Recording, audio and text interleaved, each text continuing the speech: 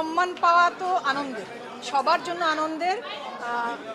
মানে যে কোনো মুহূর্তেই কোনো মানুষকে তার কাজের জন্য যখন স্বীকৃতি জানানো হয়, সম্মান জানানো হয়, সেটা ভালো অনুভূতি তৈরি করে মনে।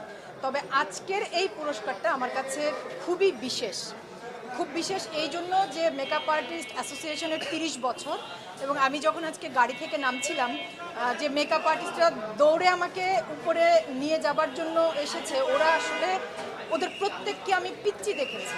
মানে আক্ষরিক অর্থে আমি তো 20 বছর থেকে কাজ করছি, তো আমি যখন কাজ শুরু করেছি ওরা সবাই পিচ্চি ছোট্ট। তো এবং উপরে যাবার পর আমি উপরেও বলছিলাম মনিরের কথা, যে মনিরের সাথে আমার প্রথম কাজ হয়েছিল আলভি আহমেদের একটা নাটকটার নাম ছিল আড্ডা। অপূর্ব, আমি, সজল ভাই, শিমু আপা আমরা অভিনয় করেছিলাম দীর্ঘদিন, মানে প্রায় 1.5-2 বছর শুটিং করেছি। তো আমার সেই পিচ্চি পাচ্চি ভাইরা ওরা সবাই এত বড় হয়ে গেছে, এত